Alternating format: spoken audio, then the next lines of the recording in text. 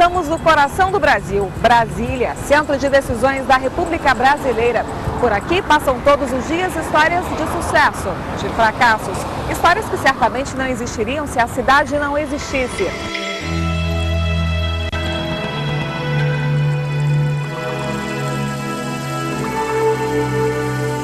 A capital do país completa 50 anos, idade que não revela traços importantes da história dessa metrópole, que não nasceu exatamente nos canteiros de obras criados por JK, mas num tempo em que o homem viajava em lombo de burro. Uma história que começou há pelo menos 300 anos, quando o Brasil ainda estava saindo do domínio da corte portuguesa.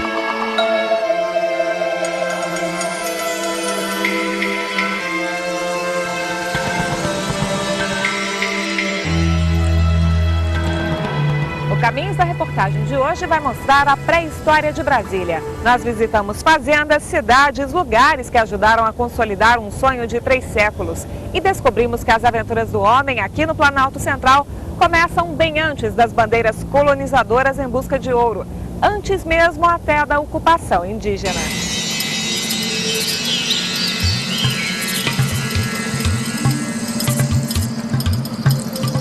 Ousadia. A data de hoje tornou-se duplamente histórica para o Brasil, porque a gloriosa evocação do passado junta-se agora à epopeia da construção desta nova capital que acabamos de inaugurar.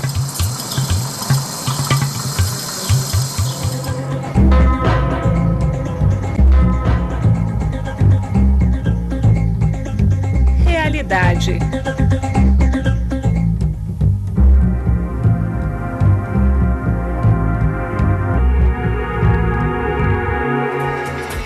Oficialmente, essa história começa assim, como uma cidade erguida no centro do país, em meio ao nada.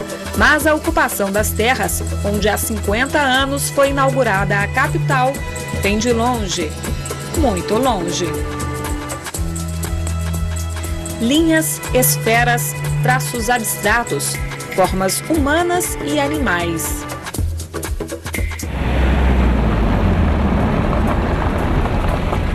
Vestígios de um tempo distante. O painel esculpido pelo homem pré-histórico fica a menos de 100 quilômetros de Brasília, no município de Formosa, no estado de Goiás, preservado pelo Cerrado, numa das regiões mais bonitas no Vale do Paraná.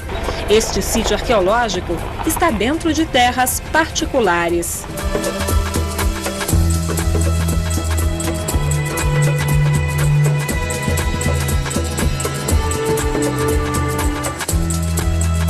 Aqui na Fazenda do Bisnal, encontramos traços deixados pelos nossos antepassados há pelo menos 11 mil anos.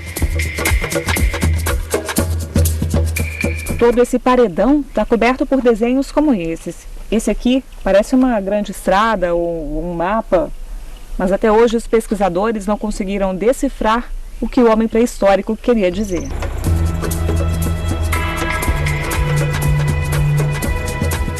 Perto daqui, outro registro do homem pré-histórico, agora numa caverna. Nosso guia é o Benício, que há anos pesquisa o passado do Planalto Central.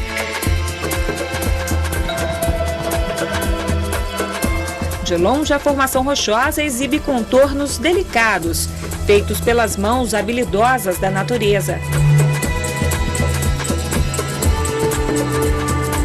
De perto, a surpresa também vem da arte. Arte rupestre. Para todo lado que se olhe, traços milenares, desenhados com extratos de plantas e sangue de animais. Alguns fáceis de identificar e até curiosos. É o caso do pé com 6 dedos. O local é conhecido como Toca da Onça.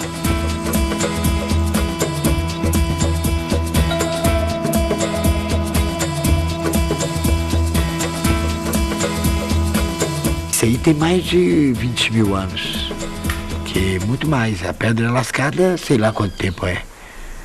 É muito tempo, foi os primeiros. Mas esse não está preservado? Não está preservado. São mais de 100 sítios arqueológicos espalhados pelo centro-oeste do país. Alguns deles foram reproduzidos no Memorial das Idades da Terra, em Brasília. Eu queria começar mostrando para vocês um pouco do que está mais próximo da gente aqui em Brasília, que é o painel dos astrônomos, que fica em Formosa. Então, eu queria que vocês dessem uma olhada no nosso acervo. Todas essas pinturas que vocês estão vendo são representações de constelações ou galáxias ou mapas celestes. Assim como hoje Brasília é muito conhecida por seu horizonte muito amplo, a gente tem um céu muito bonito, há 20 mil anos atrás também era a mesma coisa. E todas essas representações indicam caminhos, direções, eventos celestes, histórias que foram deixadas pelos nossos antepassados para a gente e que a gente tenta desvendar hoje em dia. Os animais, eles são mais bacanas assim, de mostrar, o pessoal consegue enxergar as imagens, né? André dá continuidade ao trabalho do pai, Paulo Bertrand, um dos maiores pesquisadores da história do homem no Cerrado, uma das regiões mais antigas do planeta. O nome da pedra é o mesmo, mas a formação é outra, é mais antiga. Mas quem era este homem que circulava pelo centro do país?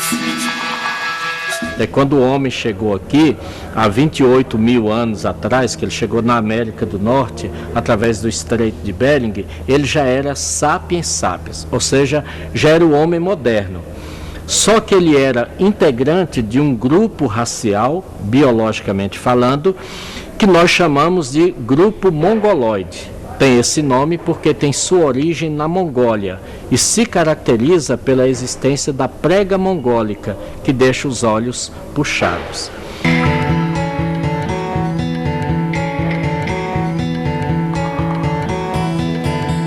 Há mais de 40 anos, o antropólogo Altair Salles Barbosa, doutor de arqueologia pré-histórica, estuda a região. Em Goiânia, capital do estado de Goiás, ele fundou o Museu Memorial do Cerrado. Lá estão peças encontradas em escavações, ossos humanos e de animais, como este tatu reproduzido em desenho no tamanho natural. Parte do material exposto foi encontrado onde hoje está Brasília. Na região de Brasília, principalmente ao longo do Ribeirão do Torto, se encontra grande quantidade de sítios arqueológicos de grupos caçadores-coletores. Eram grupos ainda nômades, porque eram grupos muito antigos, de 10 mil, 9 mil anos antes do presente, né? Agora, tem grupos mais recentes. Por exemplo, no Parque das Águas Minerais se encontram grupos ceramistas, né, que já indicam uma ocupação humana mais recente na região.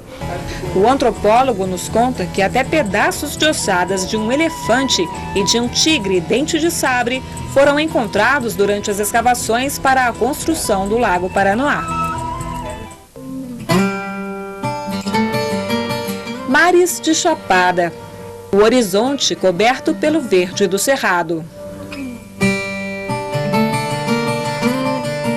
No Planalto Central brasileiro, milhares de anos depois do homem pré-histórico, o colonizador encontrou fartura de alimento e variedades de frutas, plantas que curam, clima agradável, belezas naturais e também o berço dos maiores rios brasileiros, Amazonas, Prata e São Francisco.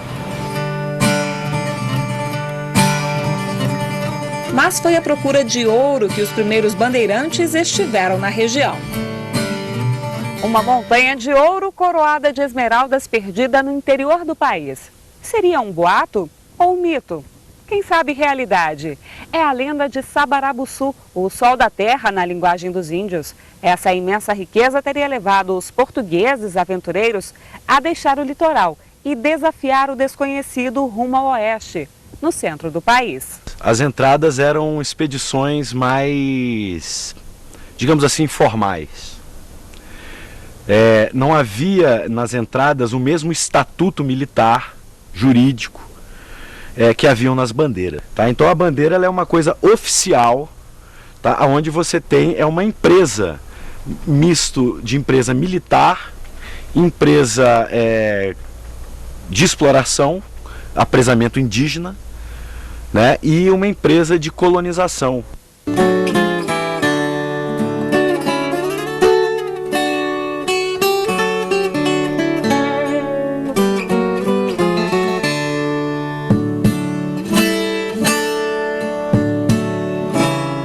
pedacinho do passado, quase intacto. A cidade de Goiás, ou Goiás Velho, como também é chamada pelos turistas, é a mais antiga do estado e tem as suas origens em 1727. Naquele tempo, Arraial de Santana. Imaginem só, interior de São Paulo. É isso mesmo. Na época não existiam estados, mas capitanias. E junto com o atual Mato Grosso, Goiás Velho pertencia a São Paulo. Foi um bandeirante que se estabeleceu por aqui há quase 300 anos, Bartolomeu Bueno da Silva Filho. Antes dele, o pai, o Anhanguera, já havia passado por essas terras e deixou uma má impressão entre os indígenas da nação Goiá, que deu nome ao estado. Ele destacou porque ficou na história. Chegando aqui, o Bartolomeu Bueno da Silva, né, era um bandeirante, e as bandeiras saíam principalmente de São Paulo, percorria essa região centro-oeste brasileira desconhecida e voltava para São Paulo. As bandeiras eram expedições particulares que vinham em busca de riquezas.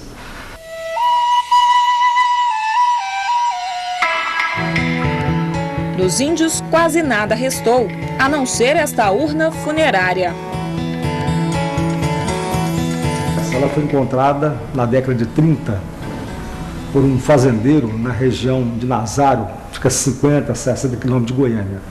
E como ela foi encontrada na região próxima a Goiânia, atribui, né, que seja dos Caiapós esse ritual, porque ali onde está a Grande Goiânia hoje era habitado pelos Caiapós. Em Minas Gerais, na cidade de Patos de Minas, foi encontrada uma semelhante a essa. E nessa eles fizeram o exame, a análise com o carbono 14 e concluíram que ela tem 3.000 anos. Então essa aqui pode ser também que tenha essa mesma idade. Infelizmente nessa não foi feita a análise. E se fizer e concluir que ela tem 3.000 anos, pode ser que seja uma civilização bem anterior aos Caiapós. As peças deste passado estão no Museu das Bandeiras, um dos mais importantes sobre a história do desbravamento do Centro-Oeste. Está instalado neste edifício de 1766, que já abrigou a antiga Câmara Legislativa e cadeia da cidade.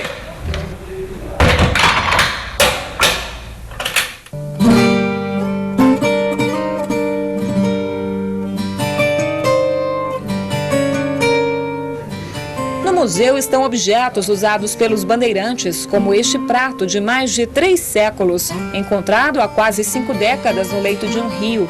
A peça traz o símbolo da coroa portuguesa. A busca pelo ouro também exigia organização, instrumentos usados na pesagem e fundição para evitar a sonegação do quinto, imposto cobrado pela coroa.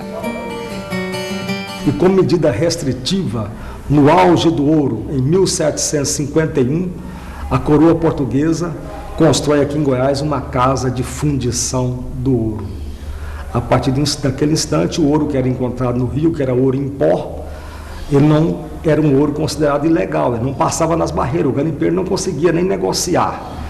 Então ele era obrigado a levar toda a sua produção na casa de fundição. Lá, os funcionários da coroa portuguesa retiravam a quinta parte, que era o quinto imposto, o restante ela derretia, fabricava as barras, selava a barra com o selo da coroa portuguesa e devolvia as barras, então, legalizadas para que o garimpeiro pudesse negociar o ouro.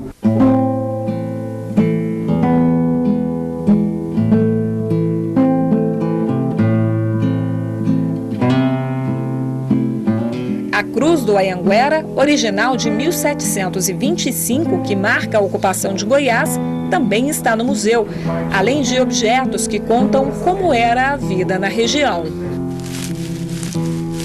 Conforto era ter um colchão de palha, mesmo que a cama fosse tão pequena, mas o guarda-roupa era de uma praticidade só, um baú pronto para qualquer viagem. Nas casas mais chiques, o escarrador era uma peça fundamental. Ainda bem que os tempos mudam.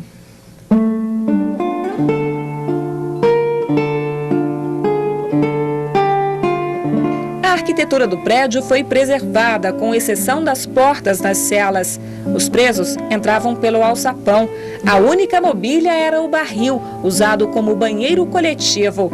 No lugar da cama, palhas no chão. Terrível? Olha que esse era o castigo para o homem branco, livre. Crimes graves eram punidos com a morte. Para os escravos, não havia cadeia. A chibata era logo aqui em frente. O castigo era em praça pública mesmo. Afinal, eles não podiam perder tempo. Era preciso voltar à mineração.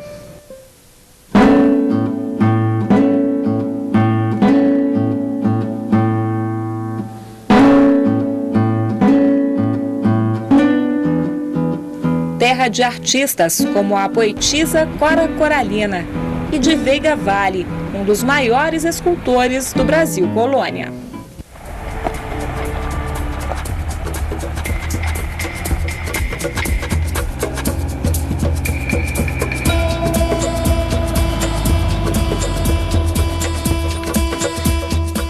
Fomos visitar um dos primeiros locais de mineração na cidade, a Serra Dourada. Para chegar no alto é preciso ter pernas fortes, ou, no nosso caso, tracionar as rodas. O caminho até os antigos pontos de mineração é cheio de surpresas, como esta caverna esculpida pela força da água.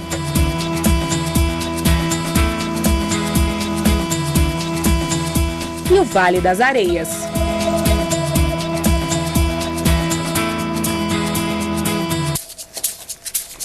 Todo esse solo aqui da região é tão sensível que até mesmo essa estrutura aqui, essa grande rocha branca, pode se desfazer facilmente num toque.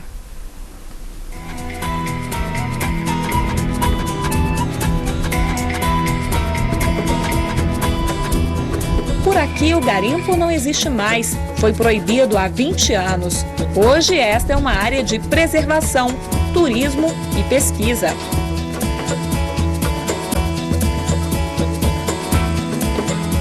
Até uns 20 anos atrás era retirado esse ouro, né? Até um promotor chegar na cidade, decretar, proibir a retirada de ouro no município da cidade de Goiás. O tesouro do local hoje é a paisagem para o Vale do Araguaia. Em alguns pontos a rocha tem um tom avermelhado, mas quando o sol bate nela parece até que fica dourada. Por isso, Serra Dourada. O nome foi dado pelos bandeirantes que acreditavam que a serra era feita de ouro. Como a serra é uma grande esponja, então é uma serra que não tem água a não ser nas duas laterais dela. Então eles utilizavam da água da chuva para fazer a lavagem desse cascalho e retirar o ouro assim. Por quase 200 anos, a cidade de Goiás foi o centro político do Planalto Central. Em 1937, a capital foi transferida para Goiânia. Mas todo ano, no dia 25 de julho, já é tradição. A capital administrativa do estado volta ao Palácio Conde dos Arcos. O trabalho da Missão Cruz para demarcar a área onde foi construída Brasília e a cachoeira que por mais de 200 anos ficou sem uma gota d'água. No próximo bloco do Caminhos da Reportagem.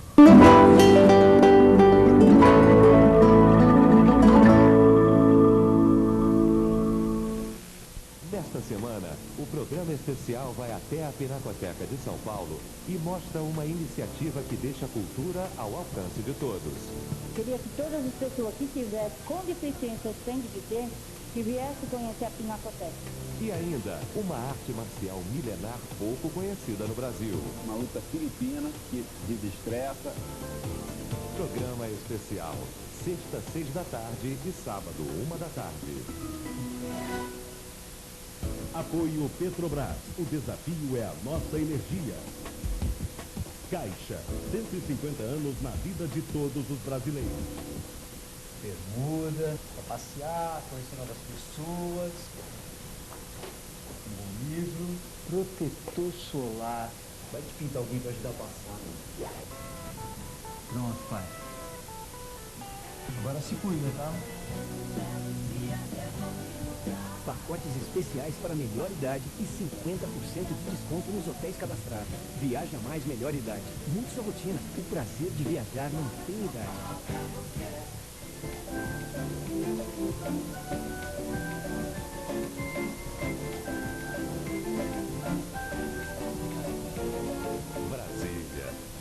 Natal de todos os brasileiros.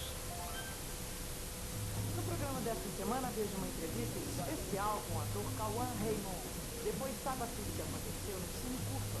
A gente vai em busca de tudo aquilo que está subterrâneo, de tudo aquilo que não tem holofotes ainda apontados para aquelas produções. Confira como foi a última edição do Cine Curva, que homenageou o cineasta Carlos Hugo Christensen.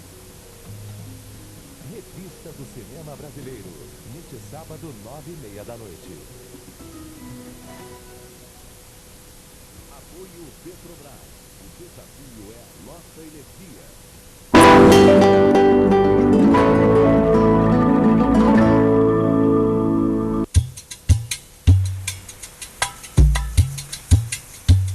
Caminhos de pedra feitos pelos escravos, num tempo em que o Cerrado era, acima de tudo, um ambiente hostil, mas também generoso.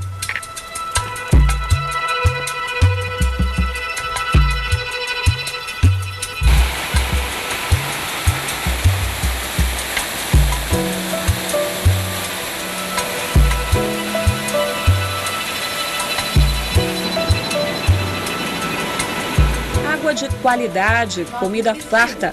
O Cerrado também pode significar proteção para aquele que estiver disposto a desvendar os seus mistérios.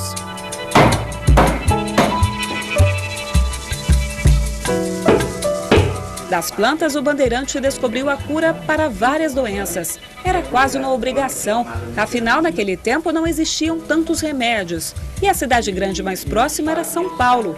Em Pirenópolis, José Hilton preserva ainda hoje esse conhecimento. Muitas ervas que já vêm de tradições, desde a época dos escravos, dos bandeirantes, que já cultivavam, já vinha com as ervas de Portugal para fazer seus chás. Mesmo as nativas, o povo já usava, são muitas plantas medicinais. Não só as dores do corpo, mas também para o prazer do paladar. No Cerrado, Ranulfo faz doces, muitos doces. Mas eu tenho umas 140 verdades doces. Eu dou 1 milhão para quem comeu a colher de cada doce que tem na casa.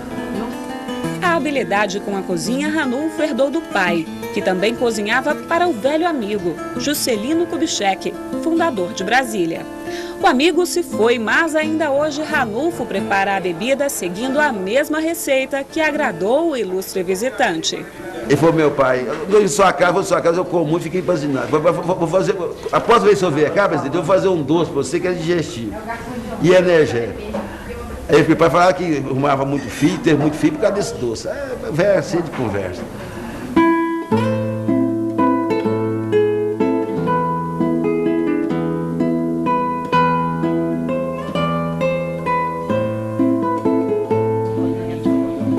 Mesmo com toda a dificuldade de se alimentar, séculos atrás, bandeirantes e tropeiros fizeram do ato de comer uma arte, muito bem preservada pelos habitantes da região centro-oeste.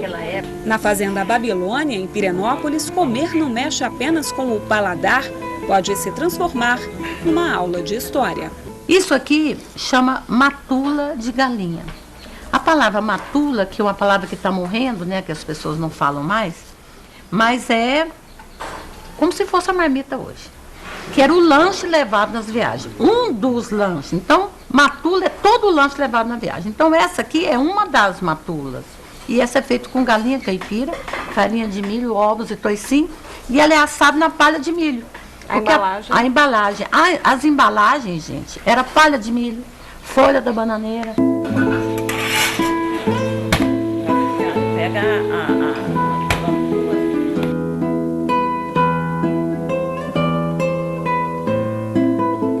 Não só o fogão a lenha e a cozinha cinematográfica encantam os visitantes.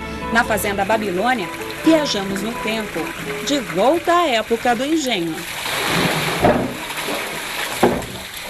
É ótimo, estava delicioso. Voltar no tempo e comer tudo o que a gente comia na casa das avós, quando a gente ia passar as férias, é maravilhoso.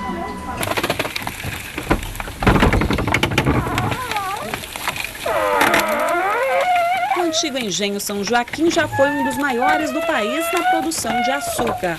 Hoje oferece aos visitantes o caldo de cana fresquinho, que sai na hora do trapiche. Thelma é da 6ª geração da família que comprou a propriedade em 1864.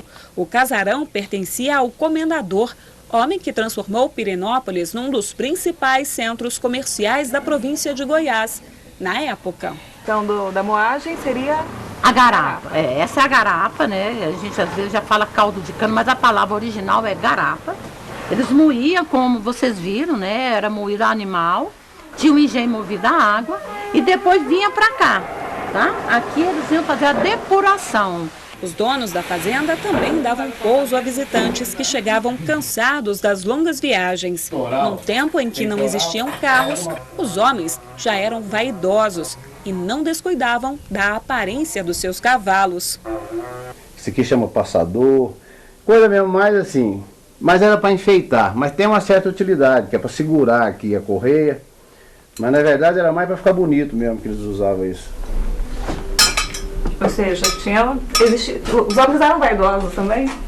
Essa vaidade toda. A vaidade sempre teve, né? Então cada um gostava de mostrar, sei lá, o laço mais bonito. Ter uma capela em casa era uma tradição entre os ricos, mas no século XIX, homens e mulheres rezavam separados. Eles de frente para o altar e elas do outro lado da treliça.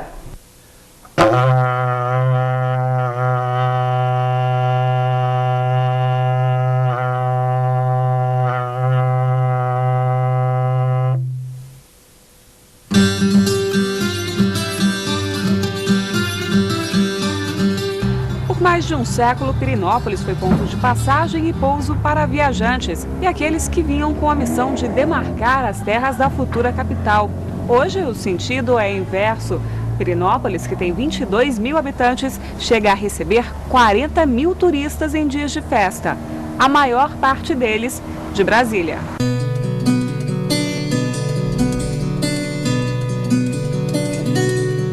Outro costume da época, os moradores também não deixavam de agradecer a Deus por continuarem vivos, apesar de tantas dificuldades. As histórias de quase 3 séculos são contadas por um dos mais antigos moradores. Pompeu de Pina fez na casa da família um museu, com objetos desde os tempos de colônia até a passagem da Comissão Cruz, em 1892. Responsável pela demarcação das terras onde seria construída Brasília, a nova capital. Entre eles, o pluviômetro usado pelos cientistas para acompanhar as chuvas, livros em francês e até instrumentos usados para a fabricação de remédios. Mas, como o seu Pompeu mesmo gosta de contar, muita coisa aconteceu por aqui antes disso. Uma dessas histórias envolve o cartão postal da cidade, a Igreja Matriz Nossa Senhora do Rosário, uma das mais belas obras do Barroco, que foi quase toda destruída por um incêndio há 8 anos. Eles fizeram a igreja para os brancos, Nossa Senhora do Rosário, dos brancos, no Largo da Matriz.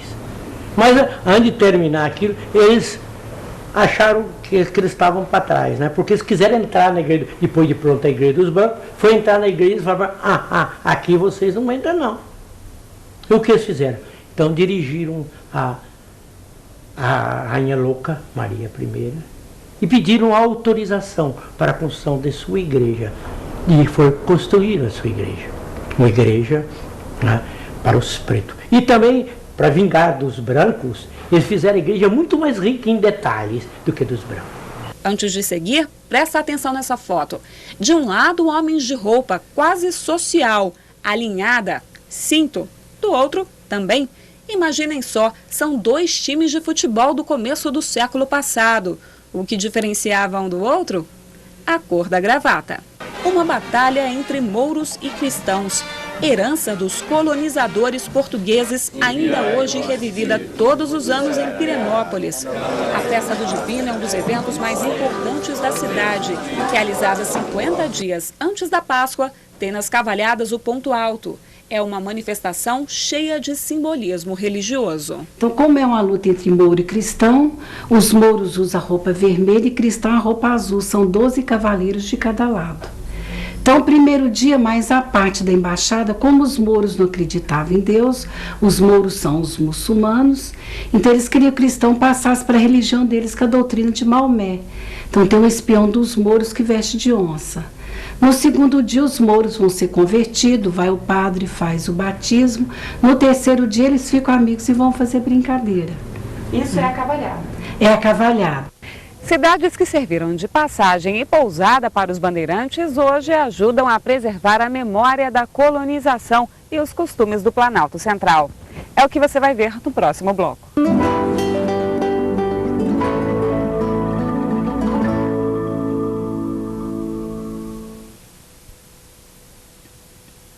Programa DOC TV. Hoje estreia A Trama do Olhar. Duas equipes de gravação, uma indígena e outra não indígena, cruzam olhares, produzindo diferentes sentidos sobre as maneiras de ver o outro. DOC TV 4, hoje 11 da noite. DOC TV, quando a realidade parece ficção, é hora de fazer documentário. Fica feio, mas fica feio, não tem nada a ver. Antônio Araújo trabalha há 50 anos no Senado Federal em Brasília, cidade em que vive e onde criou sua família. Única e incomparável, Brasília mudou a história do Brasil e a vida de muita gente. Antônio faz parte da história de Brasília, o Senado também. Venha dar um passeio pela construção da nova capital. Exposição Senado Federal 50 anos de Brasília, de 14 a 29 de abril, no Salão Negro do Congresso Nacional. Senado Federal. A TV Digital já está no ar aqui na casa da família Souza. E o melhor é que eles não precisam pagar assinatura para ver. Só que ainda não viram. Como está a imagem da TV? Ih, cheio de chuvisco. Fantástico. Você está por fazer um teste para ver a imagem digital? Claro. É muito simples. É só instalar uma antena de OHF conversor digital e vejam só a qualidade de imagem e som. Uau, é tão fácil pegar. Sinal da TV Digital. É pra você. É de graça. É bom de ver.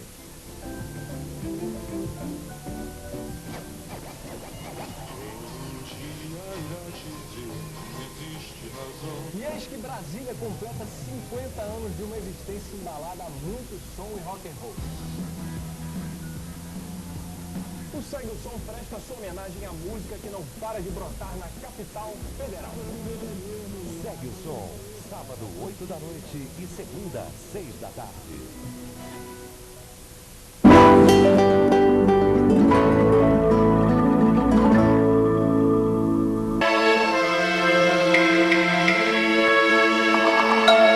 Durante quase um século, brotaram do solo do Cerrado sonhos de riqueza. A exploração de ouro e pedras preciosas em Goiás e Mato Grosso começou alguns anos depois de Minas Gerais. No século XVIII, os bandeirantes viram o auge e a queda da mineração.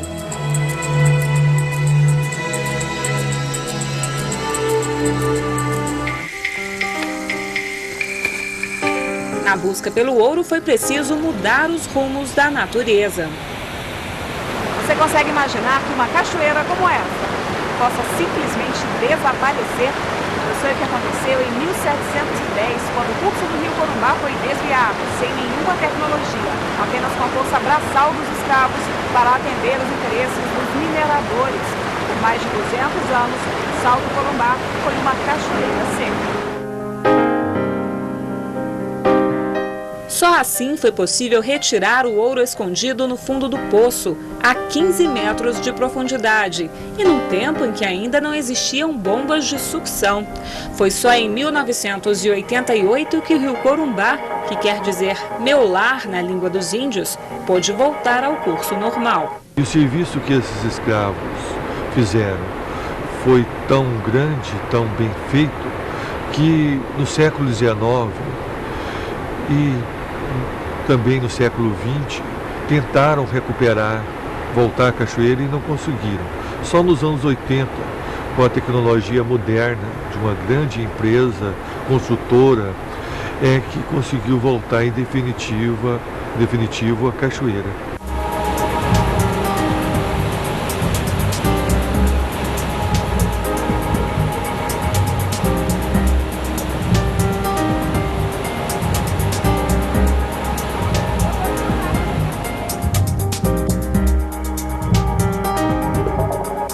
A cidade de Corumbá é do tempo da mineração, 1730. Localizada a 100 quilômetros de Brasília, é uma das mais montanhosas da região. Por esse motivo, e também pela beleza natural e arquitetônica, a cidade é cheia de mirantes.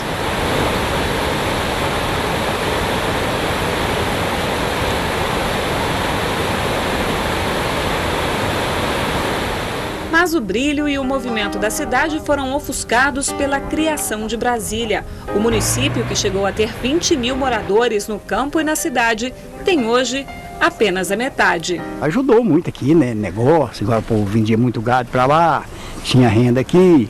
Apesar de muitas violências que já apareceu aqui também por causa de Brasília, né? Que está para o mundo inteiro. Não tem nada de ser Brasília, eu até tenho amigo lá, tudo, bem contente, ia muito lá, né? Quando mexia com o negócio. Agora o negócio está muito ruim, a gente quase não mexe, fica mais quieto em casa, né? Não tem nada cramado de Brasília. Por esta ponte, construída em 1902, passaram sonhos e máquinas que ajudaram a erguer Brasília. Nos últimos anos da década de 50, entre 1956 e 60, todo o material, mão de obra e maquinário para a construção de Brasília passou por essa ponte. Ela chegou a quebrar, porque foi uma ponte projetada para passar carros de boi e passou caminhões de até 8 toneladas.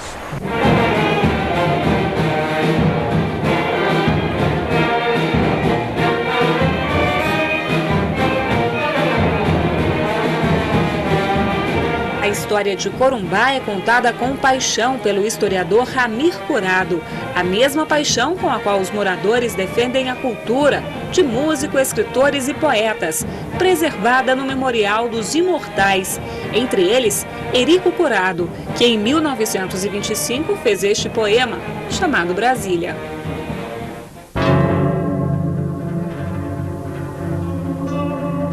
Com a exploração do ouro, a conquista do interior do país foi rápida.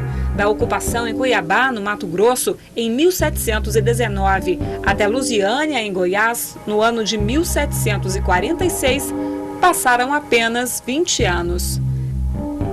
Ainda hoje há quem diga que há ouro enterrado por aqui. Quem sabe debaixo da igreja? Se é lenda ou realidade, nem mesmo quem vive em Lusiânia sabe. O estado de Goiás, na época capitania, foi o segundo maior produtor de ouro do país, depois de Minas Gerais. As principais minas da região estavam aqui em Lusiânia. Ainda hoje é possível encontrar por trás da Igreja do Rosário vestígios deixados pelas escavações feitas pelos escravos, como neste barranco, onde a gente pode ver as marcas das ferramentas. As minas na região eram tão fartas que, segundo historiadores, em 1756, depois do grande terremoto de Lisboa, os moradores enviaram, em vez de donativos, ouro para as vítimas do desastre. Aqui também se fez obras grandiosas, como o canal para desviar água do rio construído pelos escravos até o garimpo atrás da igreja.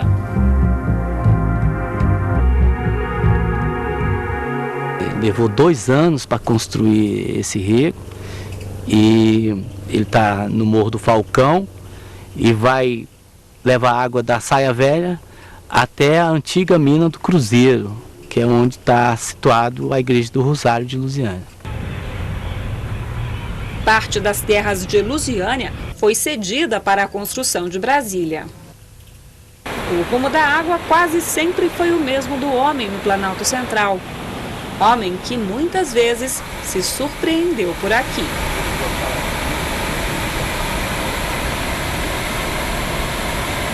...168 metros. O salto do Itiquira, em Formosa, parece brotar do céu.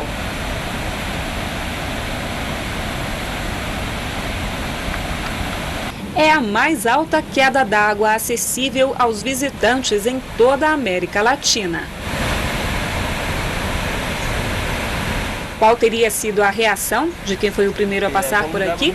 Isso a gente não sabe, mas quem vem pela primeira vez... É uma coisa impressionante, só indo lá para sentir isso na terra. A região, conhecida como Berço das Águas, é também nascedouro de uma das mais antigas lendas do Planalto Central, a do Ouro do Urbano. O cenário dessa história é Planaltina, cidade vizinha de Brasília. Hoje, se a gente for atrás das pessoas mais idosas, moradores aí de Formosa, de Planaltina, e falar sobre o ouro do Urbano, essas pessoas com certeza contarão alguma história de algum parente seu, de um avô, ou de um bisavô, ou de um parente próximo, que andou pela região, e sempre em busca desse ouro, mas que eu saiba, e segundo o historiador Paulo Bertrand, né, em consultas que se fazia, nunca se soube onde é que essa mina se encontra. Pela região circulavam centenas de pessoas com ouro e mercadorias. Para controlar o movimento e o pagamento do quinto, imposto recolhido pela coroa, foram instaladas as contagens. Uma delas deu nome a esta região, em Sobradinho, na divisa com Brasília. É a Chapada da Contagem.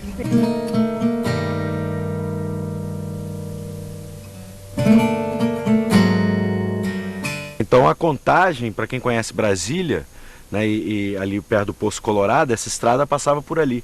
Então é uma região, né, onde você tem um mirante natural e onde você pode observar a passagem, né, por dentro dessa grande depressão, né, que é hoje o plano piloto. Né, então dali você tinha, né, o fiscal, né, tinha um controle, né, visual dessa região. Né. Foram 2 as estradas abertas pelos bandeirantes para escoar o ouro retirado do centro do país e enviado a Portugal. Uma delas seguia para o porto de Salvador, na Bahia. A outra era a Estrada Real do Rio de Janeiro, que chegava até o porto de Paraty. E era exatamente no centro de Brasília que as estradas reais se cruzavam. No local foi construído o Memorial JK, que guarda os restos mortais do criador da capital brasileira. Mas foram necessários alguns anos para que o quadradinho do DF, cercado de Goiás por todos os lados, aparecesse no mapa do país. Obra da Comissão Exploradora do Planalto Central, chefiada por um dos maiores cientistas da época, o astrônomo Luiz Cruz. Em cumprimento à primeira Constituição Brasileira de 1891 e às ideias mudancistas, a comissão, formada por 22 dos maiores cientistas da época, passou 2 anos mapeando a região, até definir o local para a construção de Brasília.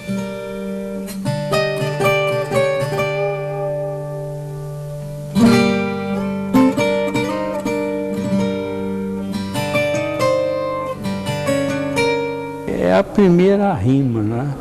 Relatório de meio ambiente, não é? Ele fez um levantamento e isso é muito importante.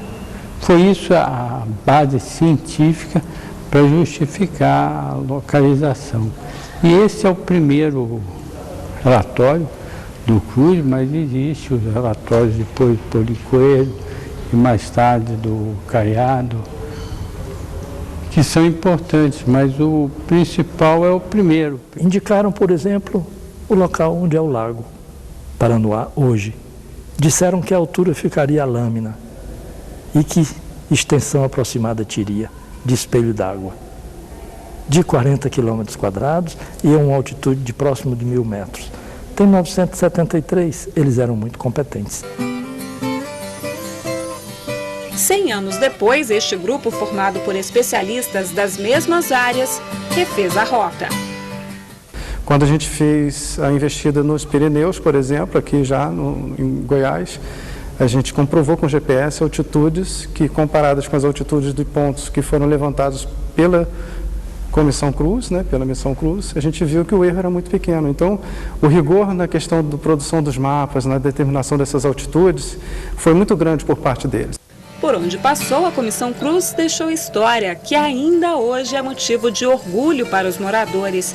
Em Planaltina, outra cidade que também cedeu terras para a capital, está um dos marcos do Distrito Federal.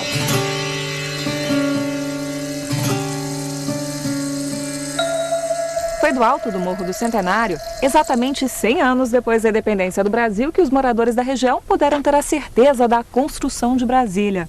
O marco é esse aqui, a pedra fundamental da futura capital federal dos Estados Unidos do Brasil. Quando, em 22, eles trouxeram a pedra fundamental, eles disseram, olha aí, ó, tá vindo aí a capital, 1922. estaria ainda distante, que é 1960, né? Mas todo mundo reformava aquele pensamento da vinda da capital.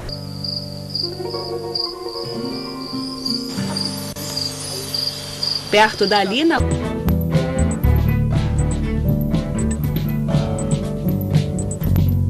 Eu acho que o marco, né, a coisa principal justamente da história da Fazenda Velha é que ela mostra que Brasília, ela foi...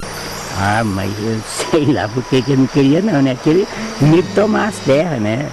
Que eles tinham medo que tomasse as terras. E aí, o que achava? Eu não, eu achava era bom, né?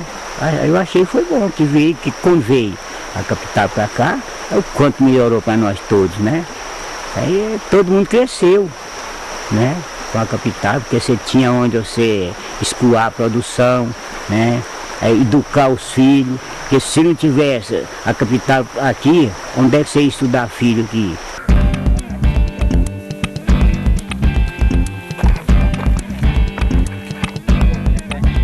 Na fazenda, fomos atrás de outro marco da Comissão Cruz.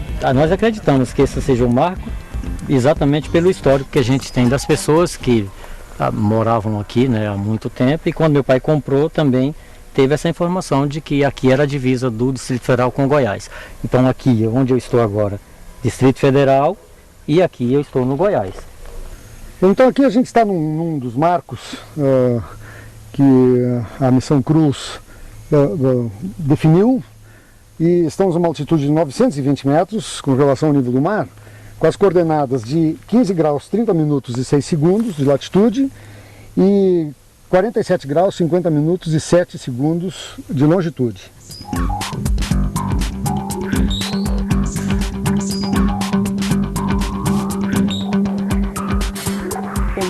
Foi destruído, mas com a ajuda do GPS foi possível confirmar a divisa entre Goiás e Distrito Federal, bem no alto do morro, de onde se avista a Chapada da Contagem, que se perde no horizonte do Planalto Central.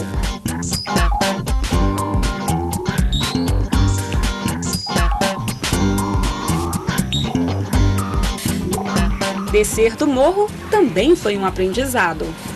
É o seguinte, é um ditado antigo, porque antigamente o pessoal não existia carreta para carregar boiada, gado, né? Então tinha a comitiva, o pessoal que ia, por exemplo, de Córrego do Ouro para Formosa. Então eles tinham que ter uns 3 pousadas. Então aí ia a comitiva e atrás ia aquele que levava a comida, se dava o nome de calcanhar de tropeiro. E a roça longe? A roça longe é o seguinte, porque é uma mata, eu mesmo conheci uma boa parte dela, uma parte já é explorada, mas quando nós mudamos aqui para o Córrego do Ouro, aí aqui não tinha lugar da gente plantar as roças, né? Então tinha um fazendeiro grande aí tinha a roça, e todo mundo que morava afastado, aí ia plantar nesse local. E aí, como não morava dentro da roça, ou perto da roça, aí se deu esse nome, Roça Longe. Conhecimento de uma gente que parece explicar tão bem a vida. Quer ver outra? Sabe aquele ditado, enquanto descansa, carrega pedra?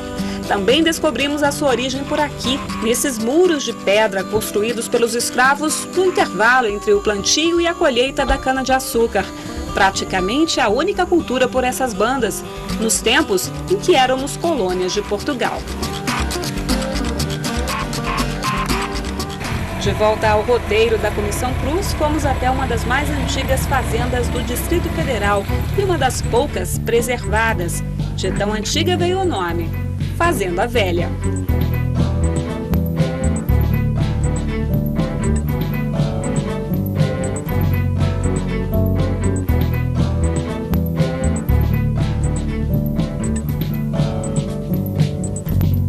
Eu acho que o marco, né, a coisa principal justamente da história da Fazenda Velha é que ela mostra que Brasília, ela foi construída, né, ela é modernista, mas existia muita história antes disso. Quando eles chegaram aqui, existiam já pessoas morando aqui. Tá? Não é uma história só nova, a gente tem uma história anterior a isso.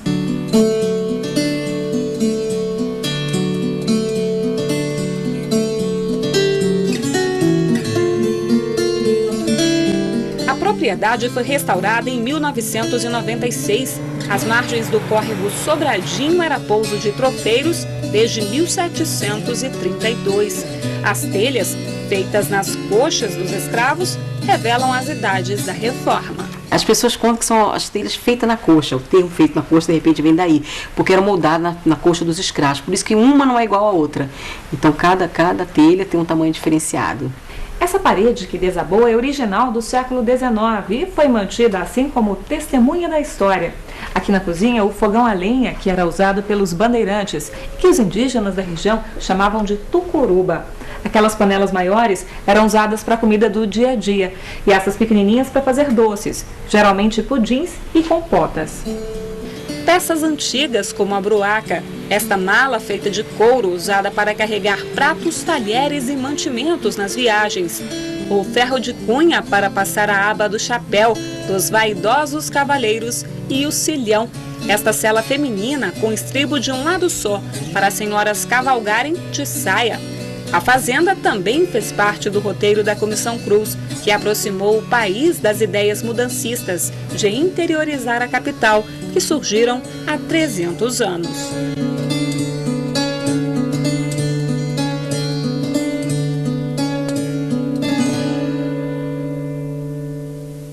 É uma área de centralidade, de grande altitude, né, de nascentes das principais bacias brasileiras, tá, e de transição entre grandes ecossistemas, né, de transição entre o ecossistema amazônico, de transição entre esse sistema e o ecossistema de matas do Nordeste, da Caatinga, tá, e da Mata Atlântica.